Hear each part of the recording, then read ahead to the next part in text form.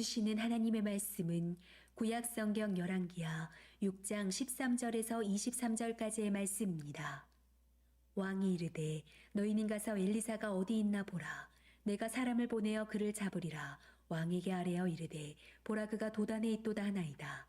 왕이 이에 말과 병거와 많은 구사를 보내매 그들이 밤에 가서 그 성읍을 에워쌌더라. 하나님의 사람의 사안이 일찍이 일어나서 나가보니 군사와 말과 병거가 성읍을 에워쌌는지라. 그의 사안이 엘리사에게 말하되 내 주여 우리가 어찌하리이까 하니 대답하되 두려워하지 말라. 우리와 함께한 자가 그들과 함께한 자보다 많으니라 하고 기도하여 이르되 여호와여 원하건대 그의 눈을 열어서 보게 하옵소서 하니 여호와께서 그 청년의 눈을 여심해 그가 보니 불말과 불병거가 산에 가득하여 엘리사를 둘렀더라. 아람 사람이 엘리사에게 내려오매 엘리사가 여호와께 기도하여 이르되 원하건대 저 무리의 눈을 어둡게 하옵소서 하매 엘리사의 말대로 그들이 눈을 어둡게 하신지라. 엘리사가 그들에게 이르되 이는 그 길이 아니요 이는 그 성읍도 아니니 나를 따라오라. 내가 너희를 인도하여 너희가 찾는 사람에게로 나아가리라 하고 그들을 인도하여 사마리아에 이르니라. 사마리아에 들어갈 때에 엘리사가 이르되 여호와여 이 무리의 눈을 열어서 보게 하옵소서 하니 여호와께서 그들의 눈을 여심해 그들이 보니 자기들이 사마리아 가운데 있더라. 이스라엘 왕이 그들을 보고 엘리사에게 이르되 내 아버지여 내가 치리이까 내가 치리이까 하니 대답하되 치지 마소서. 칼과 활로 사로잡은 자인들 어찌 치리이까. 떡과 물을 그들 앞에 두어 먹고 마시게 하고 그들의 주인에게로 돌려보내소서 하는지라. 왕이 위하여 음식을 많이 베풀고 그들이 먹고 마심에 놓아보내니 그들이 그들의 주인에게로 돌아가니라. 이로부터 아람 군사의 부대가 다시는 이스라엘 땅에 들어오지 못하니라. 아멘. 오늘도 주일 예배 가운데 현장에서 또 온라인으로 들으시는 모든 사랑하는 성도님들을 환영하고 축복합니다. 담임 목사님의 배려로 강단에서 말씀을 전하게 되었습니다. 담임 목사님 위하여서 많은 기도 부탁드립니다. 또한 오늘 말씀으로 은혜가 부어지길 간절히 소망합니다. 제가 중학교 때 자주 읽고 또 즐겨 읽었던 책의 장르가 있습니다. 무슨 책일까요? 성경책은 아닙니다, 여러분. 바로 이 책이었습니다. 무협 소설이었습니다. 영웅문인데요. 총 18권의 책으로 구성되어 있고요. 굉장히 작은 글씨로 깨알 같은 글씨로 열심히 읽었던 것이 생각이 납니다. 이 무협지가 너무나 재밌었는데 참 그 내용을 보니까 출생의 아픔과 비밀도 있고요. 또 기인을 만나서 스승을 만나서 또 무공이 많이 좋아지고 또 과일인 줄 알았더니 먹었더니 과일이 아니라 몇백 년간의 내공을 주는 그런 열매였고요. 또 무공 B급을 주어서 또 연습해서 정말 원수도 갚기도 하고 또 여러 가지 스토리의 반전이 있었기 때문에 참으로 재밌고 또 감명 깊게 읽었던 무협 소설입니다. 오늘 본문은요, 무협지보다도 더 무협지 같고 또 판타지보다도 더 스펙타클한 장면이 우리에게 소개되어지고 있습니다. 중요한 사실은 이것이 허구가 아니라 꾸며낸 이야기가 아니라 실제로 일어났었던 사실이라는 거죠. 오늘 본문을 이해하기 위해서 잠시 지도를 보겠습니다. 당시 아람 왕국이 북이스라엘을 침략하고 있었습니다. 아람 왕은 이스라엘 왕을 먼저 사로잡기 위해서 이스라엘 왕이 다닐 만한 곳에 매복을 하게 됩니다. 근데 매복을 심으려고 할 때마다 이스라엘 백성들이, 이스라엘 군인들이 나와서 그것들을 다 차단하는 거예요. 한 번을 차단하는 것이 아니라 두 번, 세 번 계속해서 이스라엘 왕을 죽이려는 모든 음모가 차단되는 것을 보게 됩니다. 이것을 경험하고 나서 이 아람 왕이 곰곰이 생각해 봅니다. 도대체 문제가 뭘까? 그러다가 내 신하 중에서 첩자가 있구나. 그 내부 첩자를, 스파이를 찾아야 되겠다. 이런 생각을 합니다. 그리고선 이 신하들을 소집합니다. 그리고 이야기합니다. 네가 첩자냐고. 첩자로 몰린 이 신하들은 이야기를 하기 시작합니다. 저희가 첩자가 아니라 이스라엘에는 참으로 신통방통한 엘리사라고 하는 선지자가 있는데, 이 선지자가 아람 왕께서 침실에서 이야기하는 것까지 다 듣는 능력이 있어서 그걸 듣고 나서 이스라엘 왕에게 이야기하면 이스라엘 왕이 그때마다 방비를 하는 것입니다라고 이야기합니다. 여기서 한번 생각해 보았으면 좋겠습니다. 여러분, 엘리사가 정말 이러한 신비한 능력이 있었을까요? 눈을 감고 생각해 보니 아람 왕이 지금 배가 고프구나, 뭐를 먹고 있구나, 어떤 생각을 하는구나, 이걸 다 알까요? 저는 그렇게 생각하지 않습니다. 엘리사가 그런 능력을 가진 이유가 있습니다. 그것은 사람의 마음을 100% 감찰하시는 하나님께서 엘리사에게 알려주셨기 때문에 엘리사가 알게 되었다라는 거죠. 구약 성경에 보면 위대한 선지자들이 많이 나옵니다. 모세를 비롯하여서요, 엘리사의 스승이었던 엘리야 선지자도 너무나 대단하지 않습니까? 그러나 그들 역시도 한낱 인간에 불과하지 않습니다. 그래서 하나님께서 알려주시는 것까지만 알게 되는 거죠. 즉 인간의 한계가 있다라는 것입니다. 하지만 미신에 사로잡혀 있고 이방신을 섬기던 이 아람 신하들은 알 리가 없죠. 그래서 그들은 주워들은 소문에 의지해서 이 엘리사를 초능력자라고 표현을 하는 것입니다.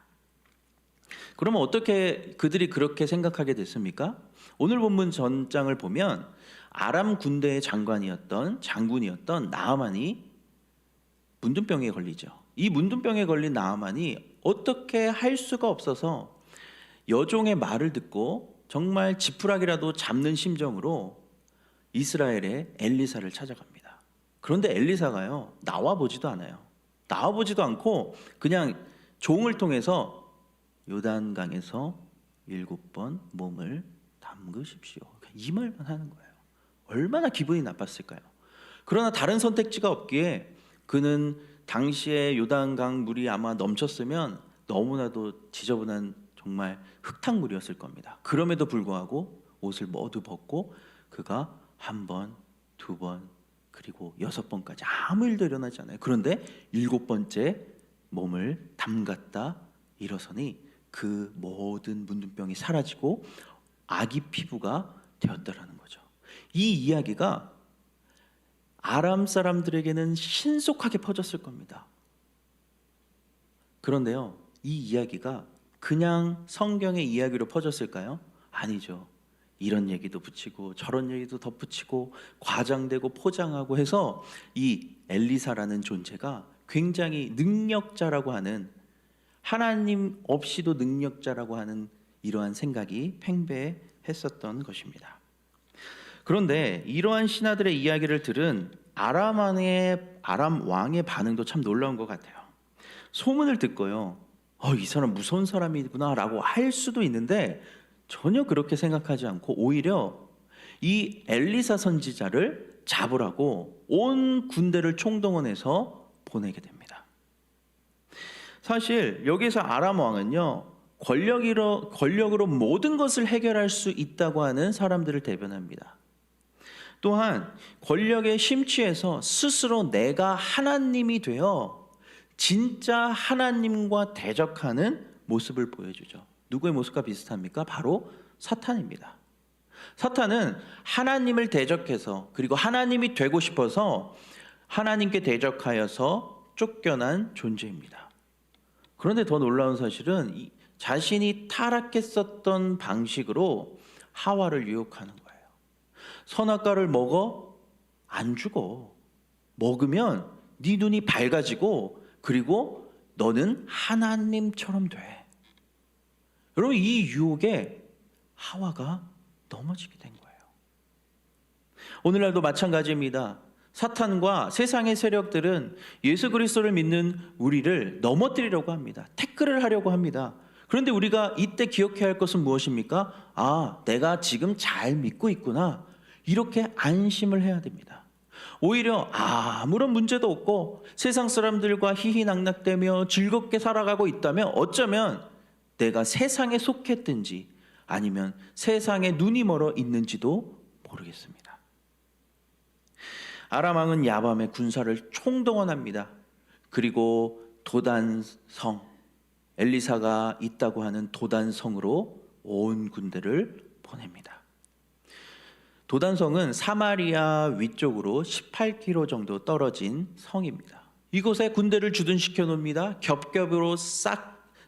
겹겹으로 이 군인들을 쌌습니다. 누구도 빠져나갈 수 없습니다. 아무런 사실을 모르는 엘리사의 종이 아침에 일어납니다. 그리고 눈을 비비고 밖으로 나옵니다. 그래서 깜짝 놀랍니다. 개미떼와 같은 정말 많은 아람의 군대가 도단성을 둘러싸고 있는 거예요. 빠져나갈 구멍도 없습니다. 얼마나 다리가 풀렸을까요? 얼마나 두려웠을까요? 자기들을 잡으러 온 것을 직감했을 것입니다.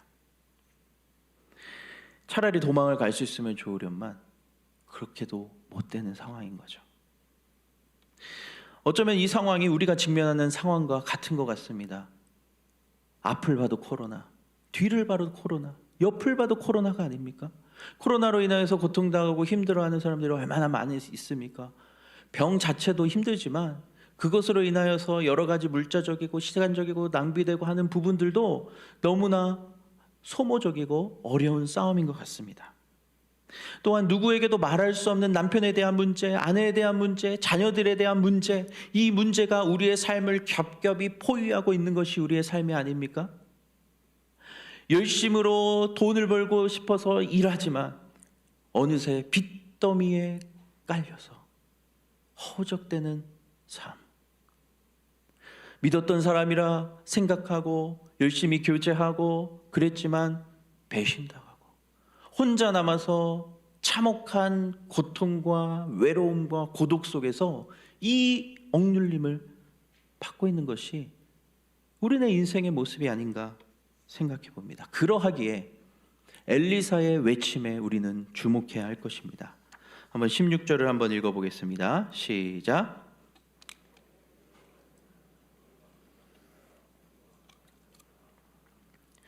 이것이 첫 번째 반전입니다. 엘리사는 두려워하는 종에게 두려워하지 말라라고 말합니다. 평정심을 잃지 않고 담담하게 두려워하지 말라라고 합니다.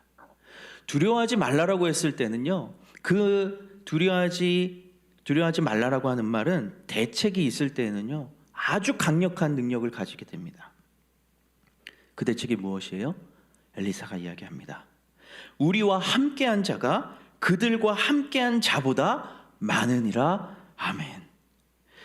우리 편이 지금 저 깨알 같은 아람 군대보다 훨씬 더 많으니까 두려워하지 말라라고 이야기하는 거예요. 얼마나 좋은 소식입니까? 그 종이 아마도 그렇습니까?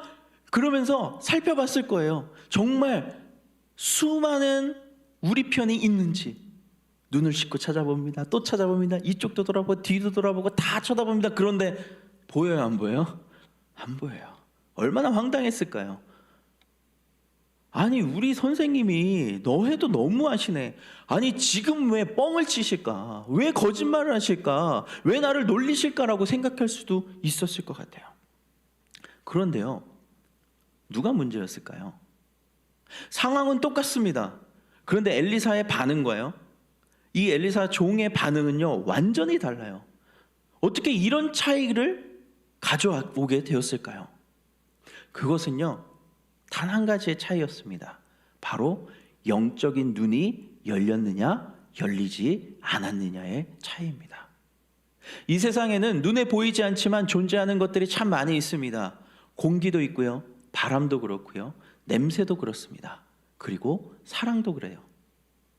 그렇기 때문에 눈에 보이지 않는다고 하나님이 없다, 그리고 천사들이 없다, 영적인 존재가 없다라고 이야기하고 단정하는 것은 얼마나 어리석은 생각인지 모릅니다. 엘리사가 뭐라고 합니까? 우리 편이 더 많다고 합니다. 이것은요 상상도 아닙니다. 거짓말도 아니고요, 이랬으면 좋겠다라고 하는 그 희망의 표현도 아니에요. 사실 그 자체라는 거죠. 엘리사와 엘리사의 종을 둘러싼 아람 군대를 지금 하나님의 군대가 둘러싸여 있다는 것은 사실이라는 겁니다. 없는 군대를 있다고 하는 것이 아니라 원래부터 거기에 있었다는 거죠. 그러면 그때만 그랬을까요? 평소에도 그렇겠죠. 지금 하나님의 백성이 예배하는 모든 곳에, 그리고 하나님의 백성이 있는 그곳에 하나님께서 지금 천군 천사들과 함께 하시는 줄 믿습니다. 문제는 뭐냐면 이 종이 사실을 사실로 받아들이지 못하는 거예요. 이것이 영 안이 닫힌 사람들의 특징인 겁니다. 말씀을 말씀으로 받아들이지 못하는 거예요. 믿음이 없다는 거죠. 그런데 중요한 사실이 있습니다. 이 종이 믿든지 믿지 않든지 하나님의 군대가 지금 아람 군대를 둘러싸고 있다는 사실은 변하지 않는다는 거죠. 기독교에서 믿음이란 사실을 사실로 인정하고 받아들이는 겁니다. 기독교는 결코 거짓을 사실로 받아들이라고 강요하지 않습니다. 사실이 무엇입니까? 바로 하나님의 말씀입니다. 즉 하나님의 말씀을 사실로 받아들이는 것, 그것이 영안이 열리는 의미입니다. 그것이 바로 믿음의 눈이 띄어졌다라고 하는 의미입니다. 결국 영안이 열린다는 것은요, 하나님의 절대적인 말씀인 진리인 하나님의 말씀인 성경이 믿어지는 것입니다. 내가 믿는 것이 아니라 믿어지게 하시는 것입니다.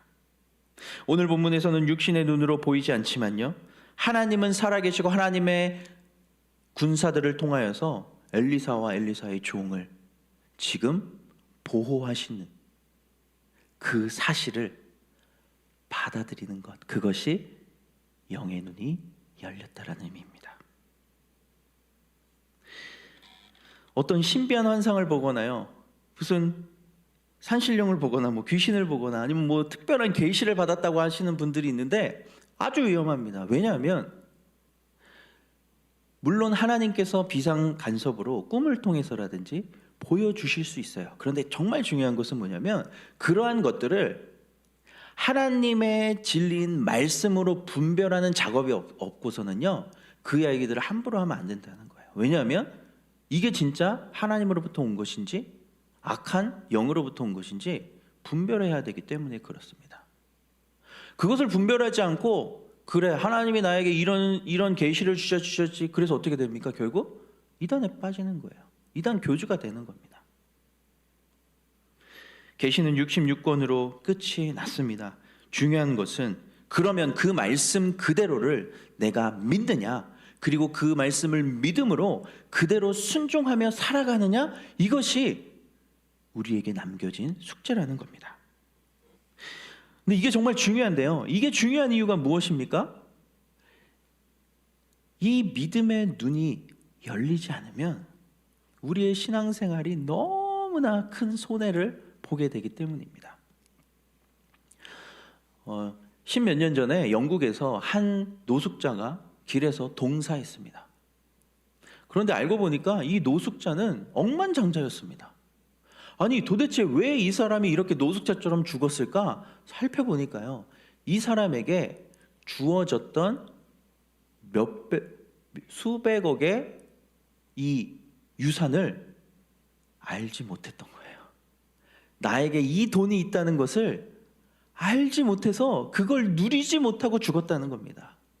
오늘날 예수 그리스도를 믿는 하나님의 사람들은 어떻습니까? 영접하는 자, 곧 그 이름을 믿는 자들에게는 하나님의 자녀가 되는 권세와 특권을 주셨음에도 불구하고, 하나님의 자녀임에도 불구하고 우리를 둘러싼 여러 가지의 고난과 어려움과 역경 가운데 쭈그러들고 쭈그러들어 아무런 신음만 하고 있지는 않은지. 아니요, 오늘 말씀하십니다. 우리 주위에는 전능하신 하나님과 하나님의 천군 천사가 우리를 돕고 계십니다. 또한 예수 그리스도를 믿는 자들에게는 예수님께서 우리와 함께 하심으로 부활의 능력이 우리에게 임하게 되어 모든 역경과 고난들을 넉넉히 이겨갈 줄 믿습니다.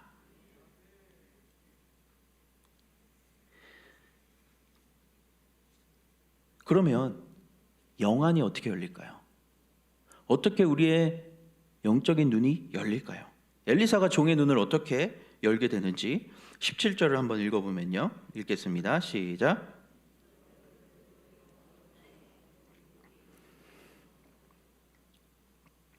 무엇입니까? 바로 기도입니다.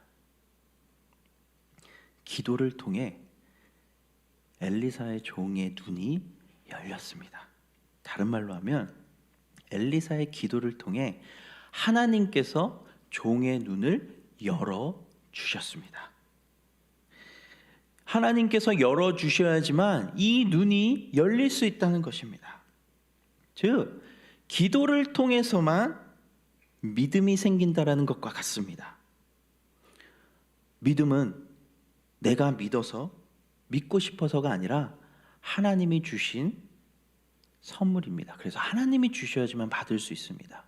믿음에 대해서 두 가지로 김상복 목사님께서는 당신은 확실히 믿습니까? 라는 책에서 이야기하시는데요. 확신반 교제이기도 합니다. 우리 교회. 첫 번째, 믿음의 종류는요, 구원의 믿음이에요. 이 믿음은 있든지 없든지, 즉 0%인지 100%든지 합니다.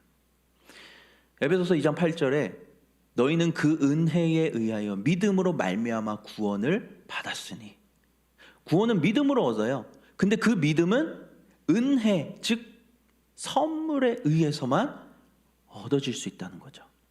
그리고 내가 생각해 보니까, 내가 들어보니까 예수님을 믿어야 되겠네가 아니라 그렇게 믿도록 선물을 허락해 주신 분이 하나님이라는 겁니다. 믿음은 선물이죠. 그래서 두 번째 믿음의 종류는요, 생활의 믿음입니다. 이 생활의 믿음은 1%부터 99%예요. 그래서 연약한 믿음이 있고요, 또 강한 믿음이 있어요. 그럼 연약한 믿음은 왜 연약합니까? 한 가지입니다. 말씀을 몰라서 그래요. 말씀이 안 믿어져서 그래요. 말씀을 안 읽으니 말씀이 안 믿어지지 않겠습니까? 그리고 말씀 속에 수많은 보화가 있습니다.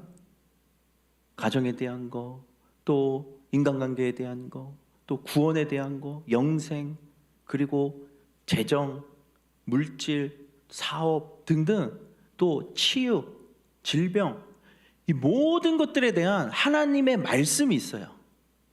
근데 그 말씀을 사실로 받아들이지 못하기 때문에 우리가 믿음이 연약한 것이 아니겠습니까? 그러니 기도해야 됩니다. 어떻게 해요? 말씀을 붙들고 말씀과 씨름하면서 기도해야 되는 거예요. 왜요? 그 말씀이 나에게 먼저 믿어져야 되기 때문에 그렇습니다. 언제까지 기도합니까? 말씀이 믿어질 때까지요. 말씀이 믿어질 때까지요. 대신방을 하다 보면 기도 제목 중에 빠지지 않는 기도 제목이 무엇이냐면, 물론 자녀에 대한 기도 제목도 있겠지만 가족 구원에 대한 기도 제목이 있어요. 기도하다 보니까 어느 순간 이게 되나? 이런 생각이 드실 수도 있을 것 같아요. 그래서 상황을 놓고 씨름하지 말고 말씀을 놓고 씨름해야 됩니다. 이 말이 무엇이냐면, 주 예수를 믿으라, 그리하면 너와 내 집이 구원을 얻으리라. 아멘. 눈물로 씨를 뿌리는 자는 반드시 기쁨으로 단을 거두리로다. 아멘. 이 말씀과 씨름하면서 이 말씀이 나에게 믿어지게 됐을 때 그 다음부터 해결되는 거죠. 왜요? 하나님이 그렇게 약속하셨지. 그러면요, 상황은 변하지 않지만 하나님께서 하실 것이라는 믿음이 내 안에 있기 때문에 더 열심히 기도하며 하나님 앞에서 포기하지 않고 나아갈 수 있게 되는 것입니다.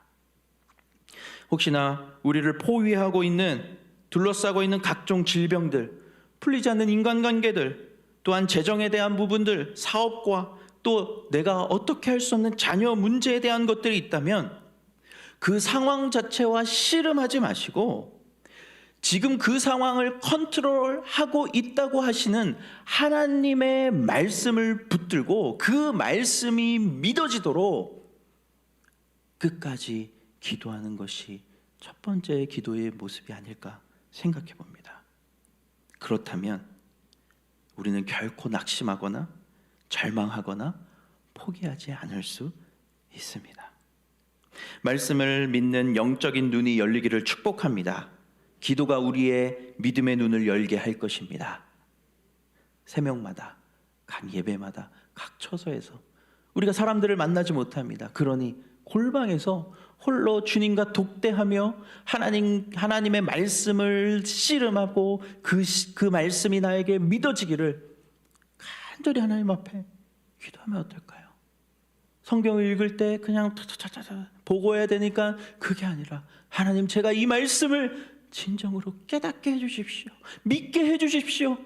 간절한 마음으로 하나님의 말씀 앞에 선다면 오늘 종의 눈을 여신 하나님께서 우리의 눈도 말씀 가운데 열어주실 줄 믿습니다. 엘리사의 기도로 종의 눈이 열렸어요. 그런데 그 찰나 아람 군대들이 쳐들어오기 시작합니다. 그 순간 엘리사가 기도합니다. 저 무리의 눈을 어둡게 하옵소서. 그랬더니요, 정말 하나님께서 그 아람 군대의 눈을 다 멀게 하셨어요. 원어적인 표현으로 어떻게 표현되냐면, 하나님께서, 여호와께서 아람 군대들을 쳐서 눈을 어둡게 하셨다입니다. 즉 어떤 하나님의 역사를 통하여서 그들의 눈이 소경이 됐다는 의미가 아니라 정신이 없이 혼미한 상태가 되었다는 거예요. 똑똑한 사람도 군대에 들어가면 바보가 되는 그런 거 있지 않습니까? 그런 거랑 비슷한 것 같습니다. 이렇게 하나님의 사람의 기도가요, 위력이 있는 거예요. 하나님께서 살아계시고 듣고 계시고 우리의 기도를 들으시기를 너무 기뻐하시기 때문입니다. 민수기 14장 28절 이렇게 말씀합니다. 너희 말이 내 귀에 들린 대로 너희에게 행하리니. 그러니 함부로 말해서도 안 될 것 같고요, 함부로 기도해서도 안 될 것 같아요. 그런데 다행인 것은 뭐냐면 하나님께서 우리의 맞지 않는 기도에는 노하시고 하나님의 뜻대로 역사하신다는 사실입니다. 하나님께서는 엘리사의 기도를 즉시 응답하셔서 아람 군대들을 멍하게 만드셨어요. 그 때문에 엘리사는 그들을 18km나 도단에서 떨어졌던 사마리아로 끌고 갈 수 있었어요. 그러면 질문이 생겨요. 왜 하나님께서는 아람 군대를 다 죽이셔도 되는데 왜 그들을 살려두셨을까? 또 엘리사는 왜 그들을 사마리아까지 끌고 갔을까? 이에 대한 해답은요, 엘리사가 그들을 어떻게 대하는지를 보면 알 수 있습니다. 이스라엘 왕이요, 사로잡힌 이 수많은 아람 군인들을 보고요, 엘리사에게 질문합니다. 제가 이들을 죽여도 되겠습니까? 근데 엘리사가 이렇게 대답합니다. 22절 한번 읽어볼까요? 22절입니다. 대답하되 치지 마소서. 칼과 활로 사로잡은 자인들 어찌 치리이까? 떡과 물을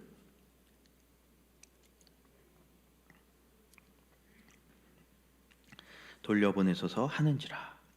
엘리사는요, 이들을 죽이지 말라고 해요. 그리고 오히려 떡과 물을 막 마시게 합니다. 쉬게 하는 거예요. 그리고 다시금 자유를 줘서 그들의 주인에게로 돌아가게 해줍니다. 이게 무슨 의미일까요?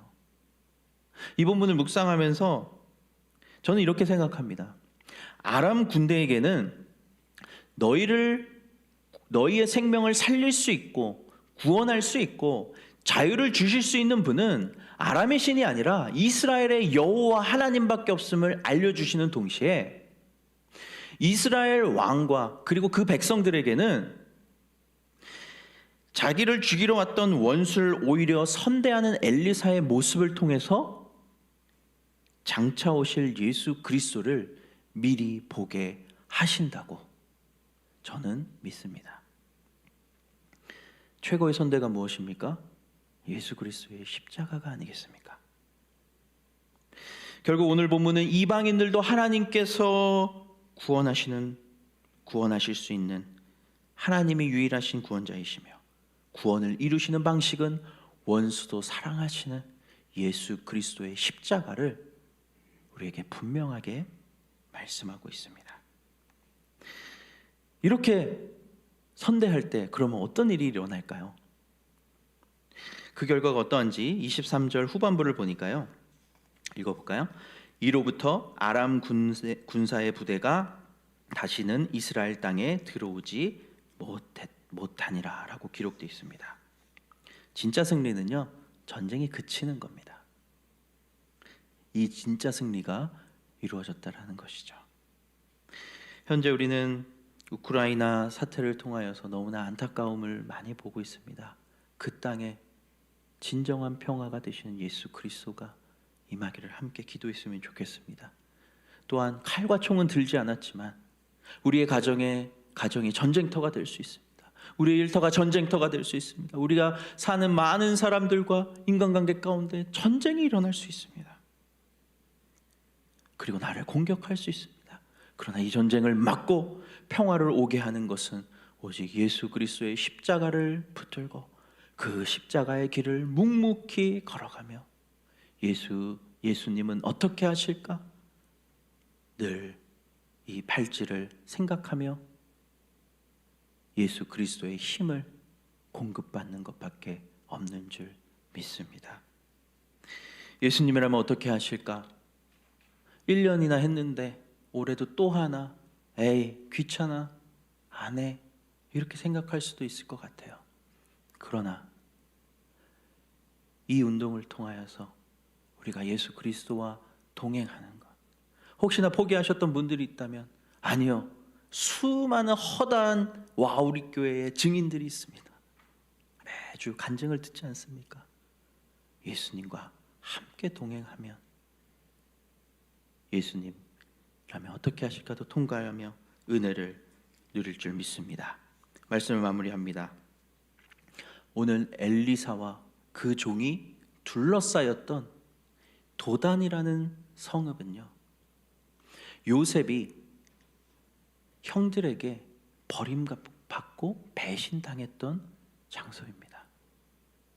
그러나 이 도단의 장소가 여기에서 종의 영안이 열렸고 또한 아람 군인들의 구원이 이루어졌으며 도단에서의 배신이 훗날 이스라엘 백성을 살리는, 보존하시는 하나님의 역사의 출발점이 되었습니다. 혹시 수많은 대적들 가운데 지금 둘러싸여 있으십니까? 내가 어찌할 수 없는 상황 가운데 놓여져 있습니까? 질병과 고통과 아픔과 배신으로 인하여서 그러한 도단에 내가 지금 서 있습니까? 나의 영안을 열리는 도단이 될 줄 믿습니다. 내 주변에 믿지 않는 자들이 구원받는 도단이 될 줄 믿습니다.